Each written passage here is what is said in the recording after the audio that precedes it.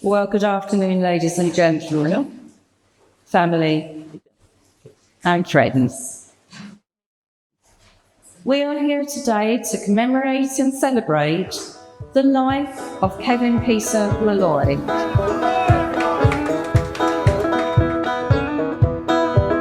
They call me long, tall, shorty, 'cause I know what love is all about. Yes, they call me long, tall, shorty, 'cause I know what love is all about. And I do. Well, I could tell you where the lights go, ooh, when they go out. Yes, girls, if you get lonely, dial 424-689. Oh, girls, if you get lonely, dial 424-689. And all your troubles will be over. I'll even give you back your dime. Oh yes, I like 'em long, I like 'em tall, I like 'em short. Honey, that ain't all. Now when I die, don't bury me deep. Just put some women to my head, to my feet. Tell all the world now to come and peep. Long, tall, shorty now has gone to sleep. Whoa now. Mrs. Molloy. Hello. Glad you got there. Everything okay? Kevin was born in Birmingham, and he was born in an area of Birmingham called Great Bar. He was born to his father Valentine, who was a furnace man, and his mother Jean, who was a housewife. He was the second of 5 children. He did really well at school, but he also had a passion for football, and he was always out. I mean, he spent all of his kind of childhood out playing, and they'd play on the old building sites, or the old bomb sites as they were then, still bomb sites from the Second World War. His mum used to say he knew Birmingham better than they did. Sign his name with a pen. You sign his name with a pen, you never do it again. Sign his name with a pen. On the song he lost his life. On the song he lost his life. On the song he lost his life. Friends and neighbors by his side. On the song he lost his life. We were both young smokers. I think Kevin was 8 years old. I was 9. This is the 60s, so the whole landscape was completely different. Smoking was fine. There were cigarette machines everywhere, and you could, I can't remember what it was, but basically if you got the money, you can get cigarettes. At junior school, he did really well, and he was noticed for his academic ability, and he was given a scholarship to go to King Edward's School. It was an amazing school for him to get into because it did offer him so many opportunities and so much potential for him to develop himself. And also it gave him that opportunity to mix with other people from different backgrounds. So it could allow him to broaden his horizons. And I think also one of the things that Kevin was really good at was talking to people from all different backgrounds. From people who worked on the bins to people in the Houses of Parliament. In the public schools you play rugby. And so he was then spotted as a kicker, and he was actually invited to study in America on a scholarship for being an American football kicker, the ones that kick it all the way down. So because he had that skill in rugby that he could do that, but he decided that he didn't want to go. Kevin, in his youth, as I'm sure other people have noted, was a fairly accomplished rugby player. He once told me when he played rugby for Moseley, there was a man who played for the club called Sam Doble, and he died. He died of cancer. And every year they used to have a memorial match. But they used to play the Barbarians, which was a combination of England, Welsh, Scottish and Irish international players. And Kevin came on the pitch as a substitute, and he was marking a very famous man called J.J. Williams. When Kevin came on, he said, "Afternoon." So Kevin's like, he's going, "I'm going to tell you now, I'm going to go to your left, then I'm going to go to your right, then I'm going to leave you on your arse, and I'm going to dive over the line and score." And Kevin said, and you know what he did? He went to the right, he went to the left, I ended up on my arse, and he dived over the line and scored. He was playing against a great rugby player, and the guy was saying, you're a big lad, you're 18 years of age, but I'm going to show you what the real world is about. And that was the kind of guy he was. He'd talk about things like that. Not how great he'd been, but how this guy had embarrassed him. He did well at school and got his O-levels, and he was offered a place at the University of East Anglia doing English and drama degree. After he finished his degree, he went back to Birmingham, and then he decided that he was going to go to India and spend some time in India. He also spent some time in Amsterdam.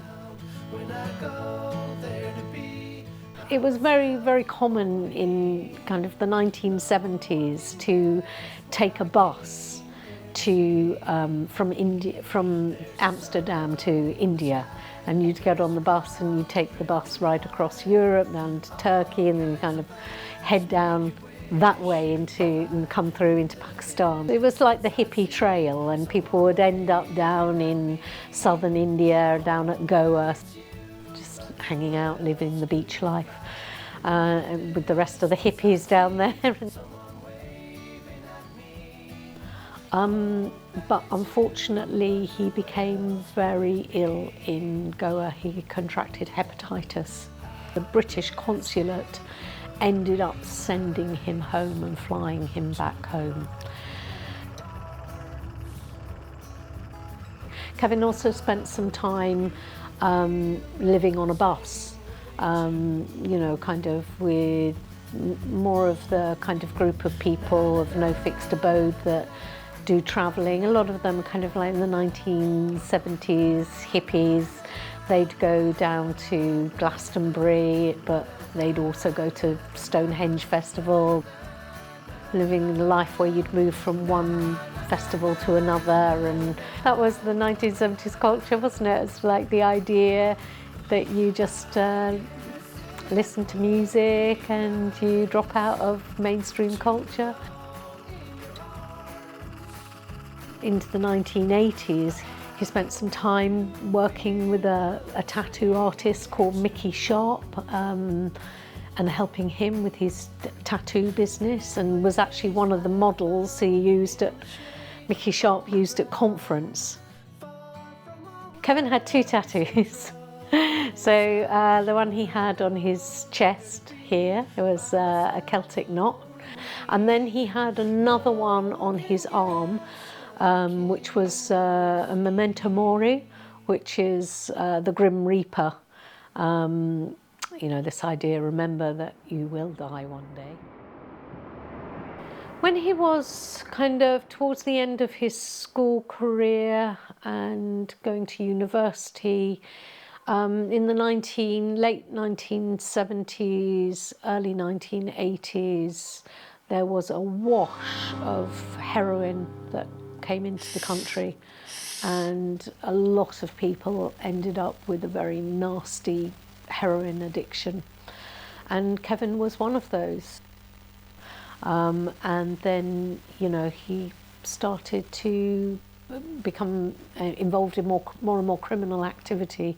So not only supplying, but also shoplifting to feed his habit. And then, you know, Kevin said to me, is the problem with heroin addiction is when you're arrested, is when you become known as a heroin addict by the police.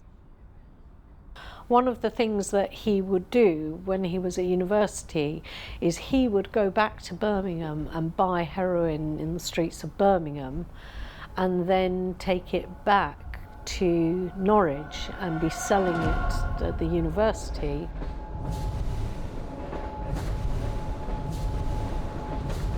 And the police were very onto this.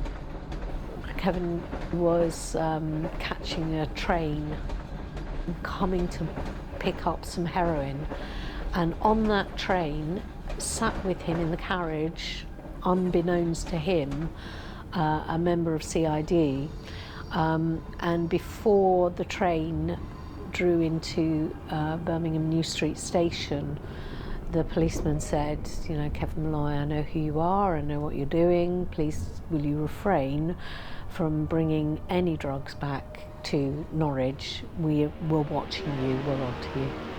So, you know, he was given his opportunities to not be dealing, but unfortunately when you have an addiction, you need to find some way of feeding your addiction. So while you can keep it together to supply and import, and they used to also be flying it in through Birmingham airport, which wasn't so heavily populated by police then, so they come through Amsterdam and bring the drugs in through there. He was really kind of putting himself in a position where he could have easily been arrested, and then eventually he was, and so then started a period of, you know, criminality on the streets, spending more time in prison, and when he would come out of prison, he would have nowhere to go. He would have to go home to his parents, and he felt awful about bringing that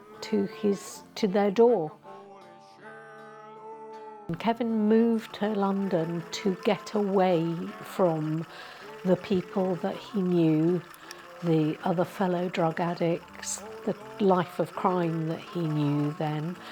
And he had an opportunity to go to a rehabilitation centre, and he managed to get a bed in a place called Roma, which stood for the Rehabilitation of Metropolitan Addicts. And it was a house in which addicts could go and receive methadone as an alternative to heroin, and work with therapists and counsellors to try and come off heroin. I came into the drugs field in the mid-80s to the early 90s. When HIV hit, it's actually an example of a pragmatic approach. I would hardly call Margaret Thatcher one of the great humanitarians of our time, but what she realised, and what Norman Fowler, her Secretary of State for Health, realised, was we had potential for a pandemic on our hands. And what they actually realised, that one of the main contributory factors to that was intravenous drug use, sharing of needles, etc. Obviously there was the whole thing around safer sex and everything else that came into it as well, but they looked at it and looked at how HIV could spread through intravenous drug use, etc., etc. And they came up with pragmatic solutions to that, which was things like methadone prescribing, syringe replacement services, and generally a harm reduction approach to drug use. Our colleague Gerry Stimson was one of the first people to get involved in research and evaluation of the various approaches to harm reduction. I think one of the ways it should be sold is that people do harm reduction all the time in their everyday life. harm reduction is often talked about as policies and strategies to do whatever. But it's not about that. It's what people do to avoid risks. And sometimes that can be supported by policies and strategies at a government level. But the drivers of harm reduction are the people who are doing it. And that's what we must never forget. And we must help people to do that. And harm reduction is kind of all around, it's whether you're driving or using, cleaning products at home, or, it's kind of a natural part of human behaviour, really. Kevin had a key worker there, a woman called Vanessa. And Vanessa actually was a friend of mine, so this was just pure coincidence, but kind of a way how mine and Kevin's paths crossed. One of the things that Vanessa would have to do with him was try and help Kevin to think about not just about giving up, but also what was he going to take up instead, because heroin is a full-time job, either using it or where you're going to get your next fix from.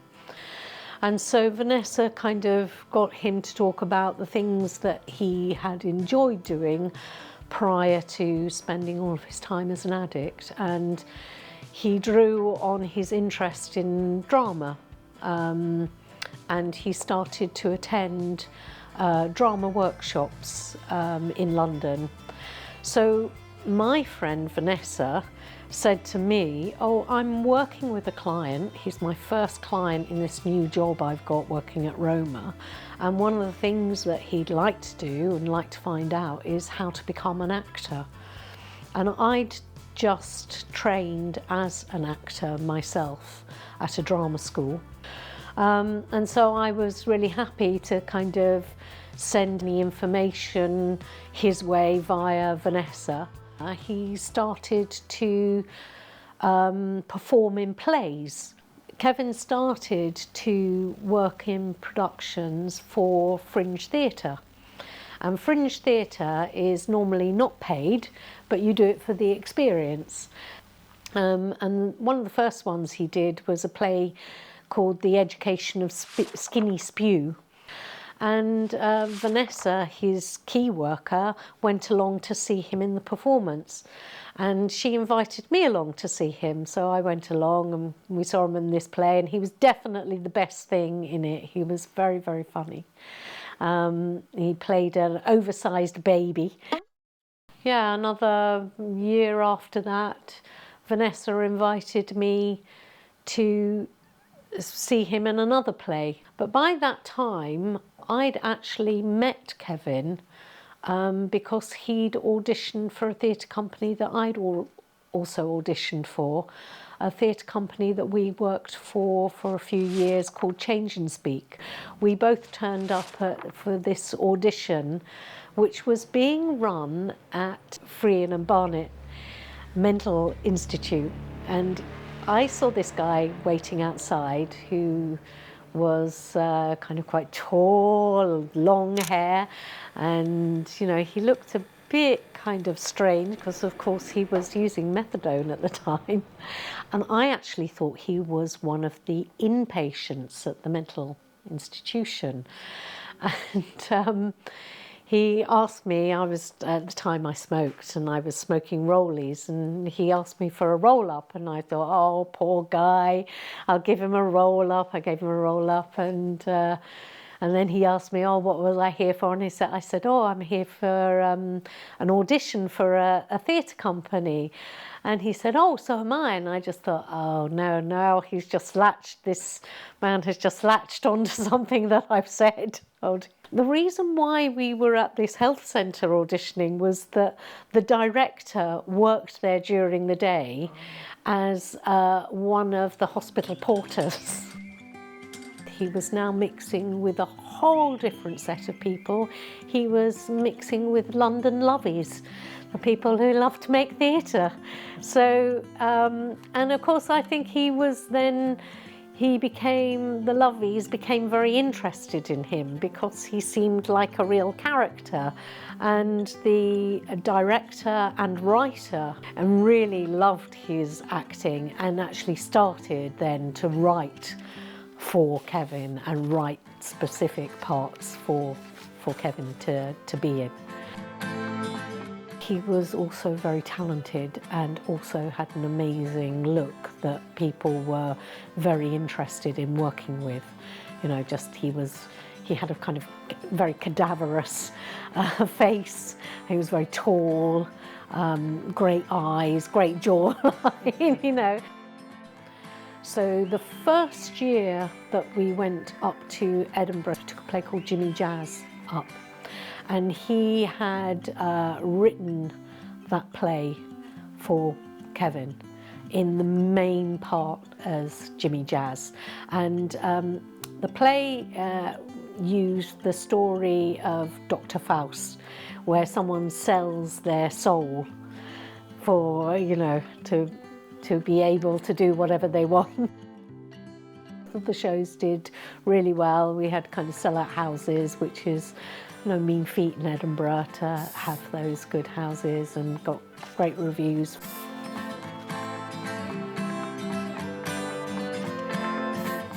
Our relationship started then, and so he was living in a one-bedroom housing association flat in Fulham. I was living in Harlesden, and I would travel back, and we'd travel back and forth and see each other regularly, working in the theatre companies together regularly, you know. Really didn't have very much money, and it really wasn't a problem. I mean, Kevin would walk for miles and miles in London because he couldn't afford to pay for the bus. After he'd come off methadone, he was able to go as one of the people to help work with other users and help them in support groups. There were positive legacies, like, for instance, the involvement of former users in the treatment system. You know? So now they were then called recovery champions or something. But the idea of involving people and giving them a role and recognizing that, because, you know, problematic drug users have always been involved in treatment, you know, since you know, the early 20th century. But they were given a role. It took me a long time to realise that Kevin had a lot of experience on a lot of levels. It's not the first thing you talk about when you meet somebody in a professional context, is it? But I realised why he was passionate that things should be a fair and representative situation for people in, you know, on a personal level, and not just textbook stuff. Yeah, and then he started to, you know, kind of work on the other side of the table, as it were, and started to get more and more involved with the kind of the field of harm reduction, you know, they were setting up needle exchanges in London that time, naloxone into places, you know, making sure it's in places like custody suites. One of the things that impressed me about Kevin was he wasn't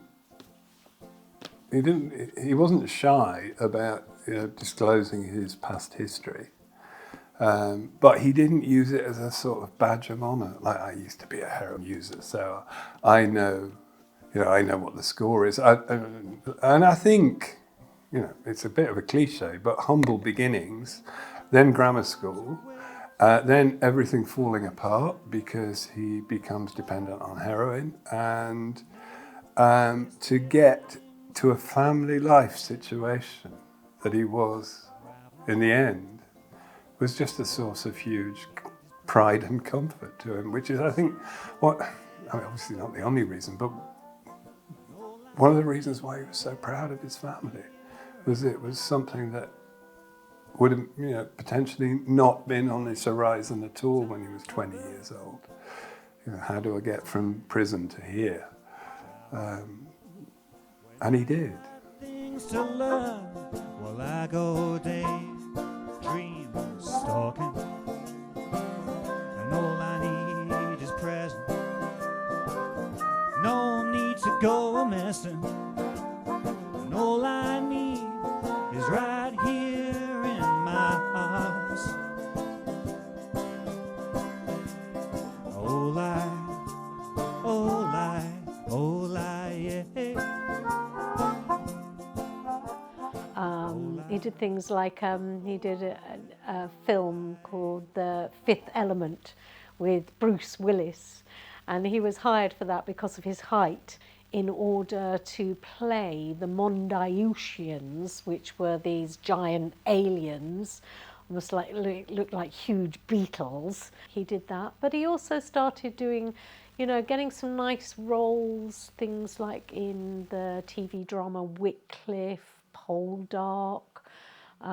Yeah, just like lots of little parts. So he kind of felt like, oh yeah, I'm actually earning some money from acting as well, you know, it's doing the counselling work. So it was a good combination. For a while, as that tiny little baby grows, and we were in a one-bedroom flat, first floor, that after a while you kind of think, we do actually need a little bit more income in order to get ourselves bigger accommodation to live in. And when we looked at the cost of property in London, we just thought, oh, this is just so expensive. We thought, well, what about leaving London? So he said, well, could be an opportunity that I could get a better position, but maybe outside of London, as a manager of a project within the prisons at Elmley down on the Isle of Sheppey. He was a very multi-talented guy, and so he also started doing some sessional work, delivering some sessions which involved the use of drama as a medium to you know, help people express themselves. And you know, for a lot of our clients at the time, bear in mind that they were, you know, people with generally low self-esteems. They weren't very good at expressing themselves in, I suppose, in a number of different ways.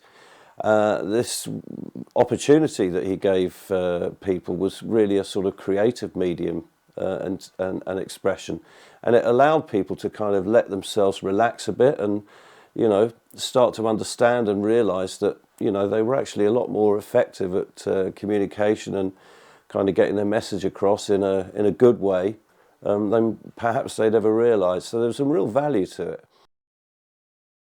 So I stopped smoking before I became pregnant with Lottie, but Kevin hadn't managed to stop.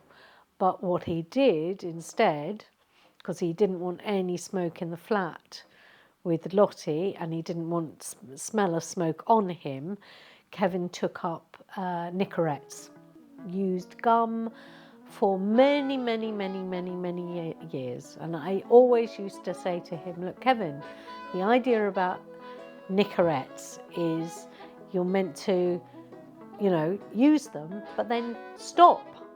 But you just use Nicorettes now instead of smoking cigarettes. And he said, yeah, but I'm not doing myself any harm, so what does it matter? And then when vaping came out, when he saw, oh, look at those bad boys, let's try that, because that looks a bit more like smoking. So then he started, you know, getting into all the battery packs and the different vapes and all that. Kevin had been involved in music at a young age. He played in a brass band. He played the cornet. He'd taken up trumpet and joined a reggae band, Coup de Théâtre, and they, you know, gigged around little pubs. And then he joined another reggae band called Babylon Rebels, and they, you know, did some touring, and they were quite big support act for some major acts. I mean, when I first met Kevin, he'd play guitar. He had a few little tunes that he played, but he didn't play it very much. I wonder if it was because my previous boyfriend played the classical guitar, and I think maybe he thought, maybe she's not going to be that impressed by a few of my twiddly ones, but he sits there like... So I thought, I'm not going to try and impress her with the guitar. No, he would enjoy playing. He always had a guitar. But then, for his 50th birthday, I bought him a harmonica because he'd got a job and he would have to commute in his car. He would drive every day to Crawley, which takes about an hour and a half, where most of the time you're sitting still in a car park because it's just so much traffic. So when he was sitting still in traffic, he'd be able to like play the harmonica. You couldn't do that. You couldn't get a guitar out, or So it's the perfect travel instrument, and he found that he really, really liked it. He, in fact, became quite obsessed with it. And in Canterbury has a wonderful tradition of open mic nights, which take place in various pubs and clubs. And so at Canterbury Music Club, he met someone he then went on to record with, a guy called James Aldous, who was an amazing blues singer. And then another friend of theirs would join in, a guy called Paul Willoughby, who played guitar, a wonderful guitarist, and he would come in and join. So gradually they were starting to form a bit of a band. And then a very good friend of ours, in fact the husband of Vanessa, Ian Spink, he played banjo. So they started to kind of rehearse and record tracks, and they went under the title of Spade and Archer.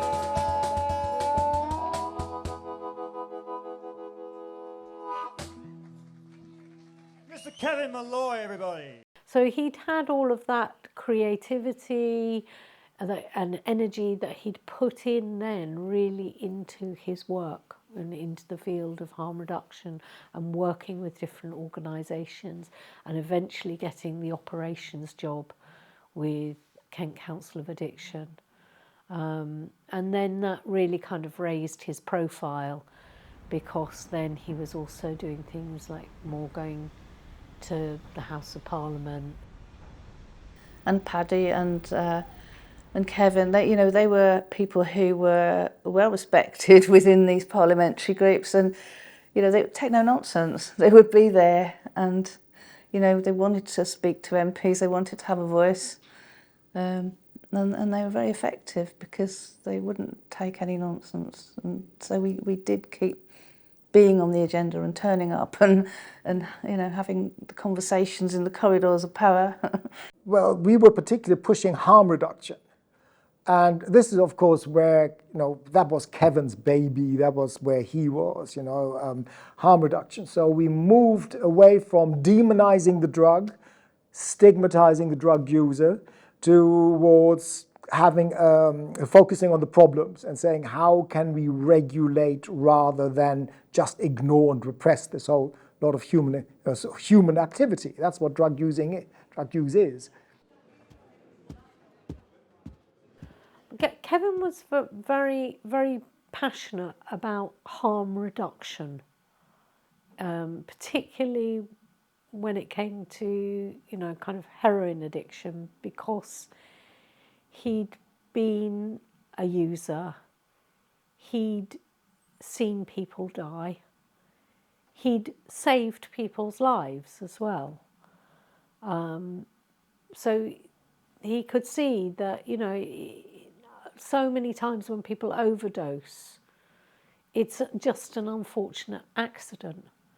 And often actually when people overdose, it's because they're actually have spent a period being clean and then they have a relapse and then they overdose. So that person is actually on the journey to becoming free from their addiction, but then they have a relapse and that can end in death. So he was very passionate about harm reduction in terms of needle exchange, so people not getting AIDS, HIV, people not getting hepatitis, all of that to him was really important because he said, I'm the example, I'm the living example of, if you can get through all of that time when you are abusing your health so much and come out the other end without having killed yourself along the way, actually your outcomes are quite good.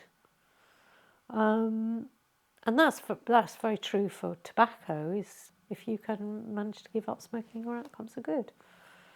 So he was very passionate about that. And then I think really the vaping, he started to become very passionate about tobacco harm reduction because he started to get annoyed. When he gets annoyed and cross, he becomes very passionate about it. And what he saw was there was this product that had been made and that was helping people quit smoking, but now was like people were really anti it, but it wasn't based on any kind of foundation of science. He said it was more based on an emotive feeling of those bad smokers, they're getting away with smoking, they're really smoking.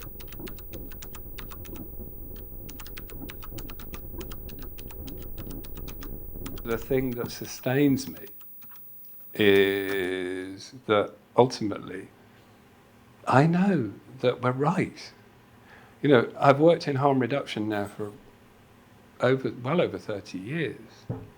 And the ideas are not dissimilar to the stuff that myself and Kevin and lots of other people in KAC and other places were working with around drugs. And we had nothing like as difficult, but we had similar battles around drugs harm reduction 30 odd years ago. And now it's accepted practice pretty much everywhere. And that gives you confidence that, I think we're right. I know we're right. I know that it is much better if somebody can't, won't, or simply doesn't want to stop using nicotine, why make them? When there are safe alternatives out there, or safer. It's really important that it's not safe, it's safer. That's what harm reduction is all about. Nothing in life is completely safe, but we can make things an awful lot safer, and we do that in all areas of life. The one characteristic that everybody shares is just being sure they're right, for all the right reasons. You can't be half-hearted about harm reduction, can you? You can't really say, it's such a clear argument, So I think there's a lot of relief for people that get harm reduction and feel passionate about it, that there's such a network, such a fellowship around harm reduction. There's a common ground. And there's a lot of practical work to do, so it's not a case of posturing, is it? It's a case of getting on and doing it, whether it's any initiative to do with naloxone or prison safety or whatever it is, keeping yourself safe. Yeah, having a bit more water with the alcohol, whatever it is. It's very obvious, isn't it? You don't have to do large scale, big stage stuff to be practicing harm reduction, do you? You have to just know what you're talking about and pass it on to a few people, and then you're educating the next set of people to realise that there are very obvious things we can all do. he, you know, felt passionate enough to fight certain corners. He wanted to make sure that he could support other charities, other organisations, so he'd be on the board for a lot of other charities.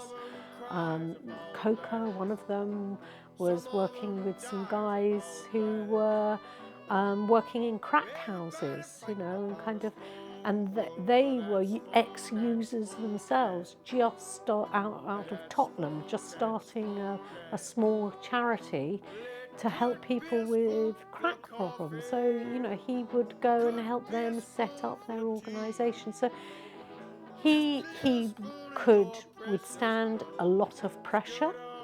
He could withstand travel a lot. If you like, one of the legacies or one of the beauties of the man. I mean, he had that ability. I mean, he had capacity. He you know, he was a kind of multi-dimensional sort of guy. I mean, this was a lot of his appeal. He you know, apart from the ability to converse with all sorts of different people, you know, we talk about a broad church, and Kevin had a broad church. He had an understanding, you know, of the sort of different components and facets. And I think that,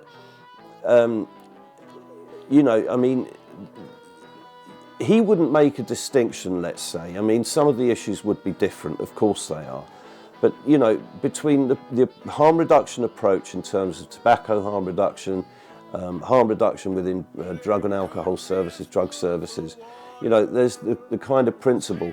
And I think that's why he was, or one of the reasons why he was able to sort of successfully move between different areas of work, because he understood the principles of it all. And you know, and as I say, he was able to communicate that very effectively to people.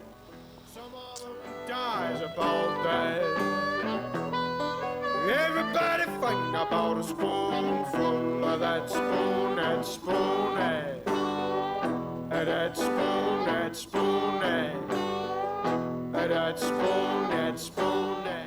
Yes, it's interesting how much this is driven by prejudice and ideology rather than science. As somebody said, to quote Gerry Stimson, it's policy-based evidence rather than evidence-based policy.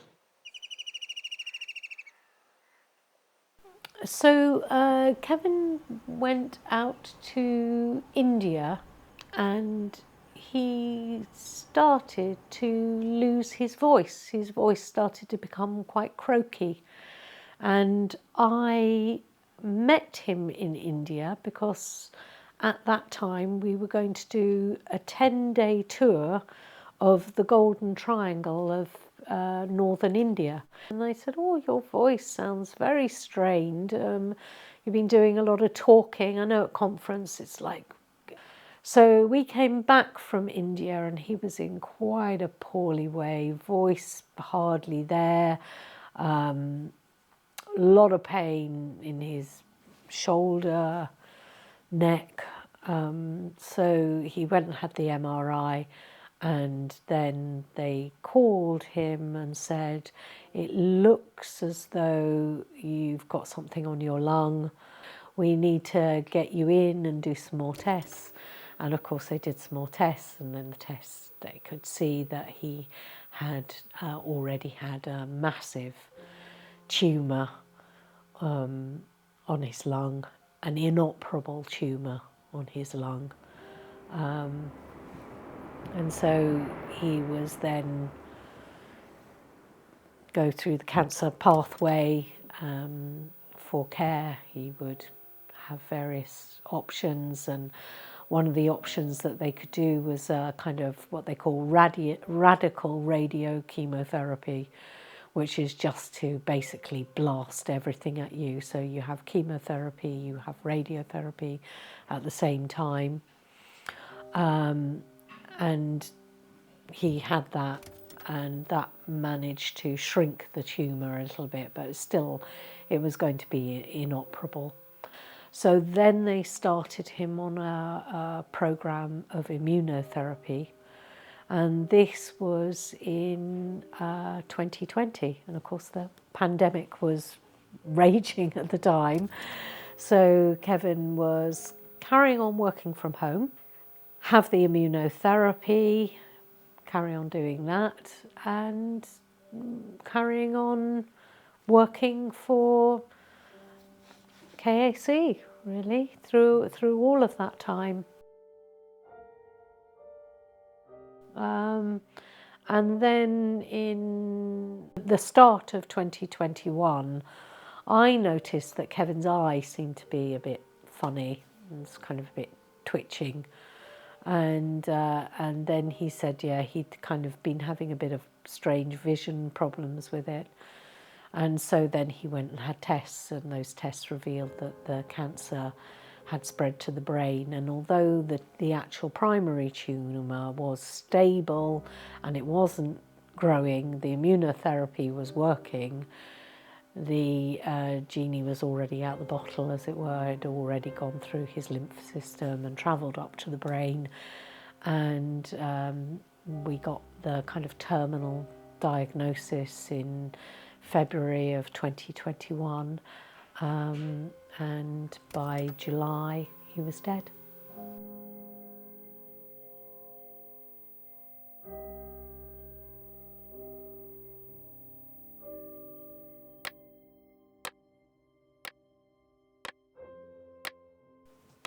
I have never felt as supported by somebody I worked with.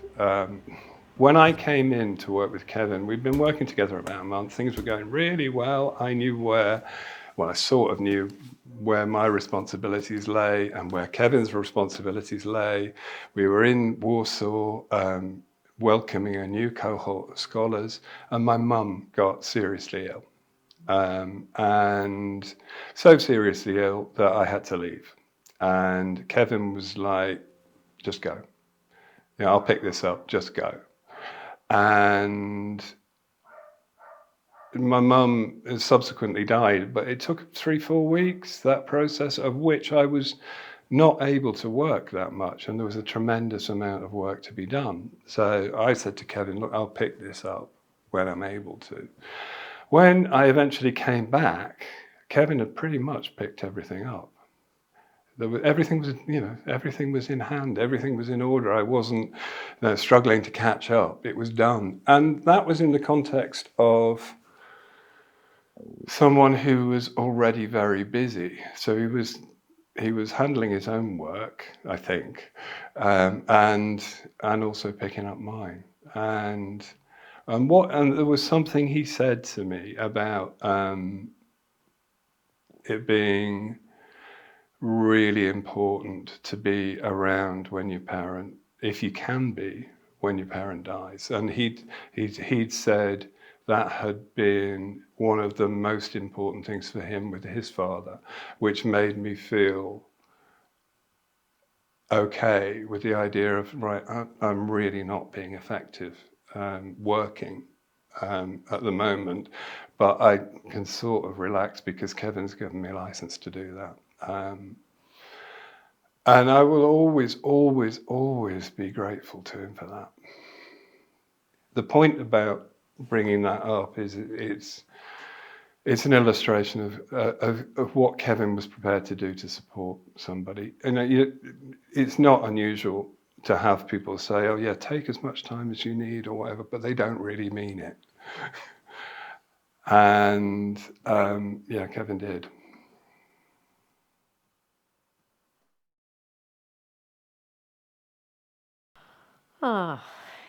Lots of things are his legacy. So his 2 children, Lottie and Jake, are his legacy. Sorry. The way he's touched other people's lives, that's his legacy.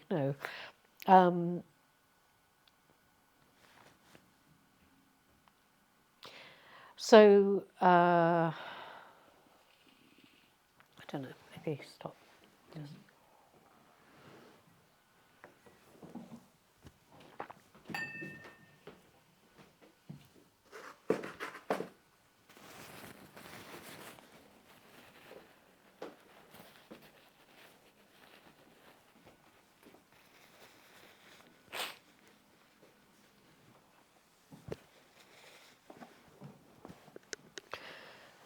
So yeah, in terms of his legacy, I think there are lots of different aspects of his life where Kevin has made an impact. I mean, he's made an impact on my life. We have 2 wonderful children, go from strength to strength, and you live on through your children. But his work, definitely his work in terms of the field of harm reduction, just the kind of work in terms of working with heroin users and encouraging development in terms of needle exchanges in this country, in making sure that they, custody suites and other places would hold the pens that could be used on people if they'd overdosed. That is really prime, but I also think he had a legacy in terms of tobacco harm reduction and setting up the scholarship program. Yeah. Way too fast. Everybody going somewhere. Nobody wanna get there last. Sometimes I wonder which way the wind's gonna blow. But when you get there, you get there. That's the way it goes.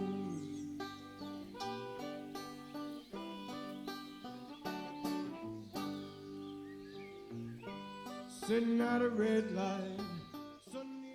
And I think that's the word that would sum Kevin up in a lot of ways, is that he was passionate about all the things that he did. People working in harm reduction and in tobacco harm reduction are very nice people. There's a quality to them. There's so much in this world, and so much in the world of tobacco control, for example, which is based around stigma, dislike, antipathy, and so on. And people come into harm reduction, I think, because they have those qualities that they feel for other people.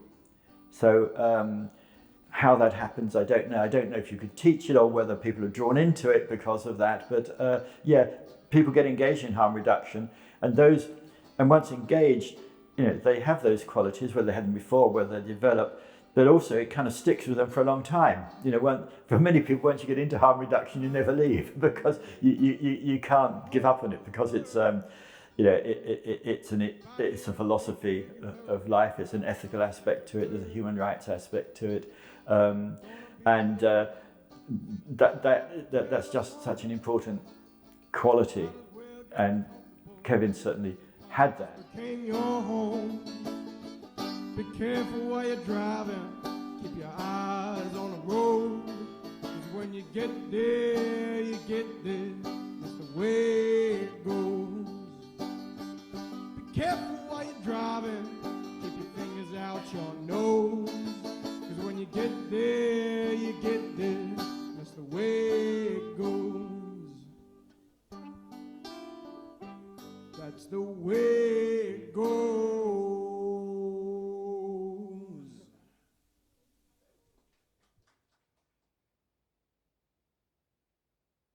Kevin was a good man. His tough childhood and his long-term drug experiences, alongside his keen intelligence and wit, were turned around to help others. He will have had an enormous impact on the lives he touched professionally. And he was loved and admired greatly amongst the many friends he made, and he touched the lives of all, no matter how minimal the contact. But it is in his love for Alan, Lottie and Jake that Kevin shone. A wonderful husband and father. We all of us make ties that bind if we're lucky.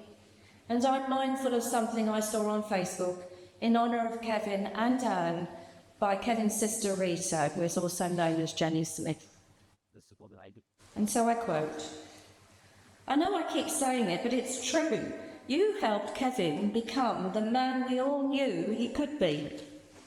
Without you, he wouldn't have been so happy and confident enough to really chase his dreams. As the co-pilot of his adventures, nothing was out of reach. So well done, Anne, and very well done, Kevin, for all that you achieved. Kevin will be greatly missed by all. And I think actually the vapes are probably very much like the harmonicas, something you can hold in your hand. It's quite geeky because there are lots of different types to it, and it has a lot of kit that can go with it. There's a lot of similarities between harmonicas and vape.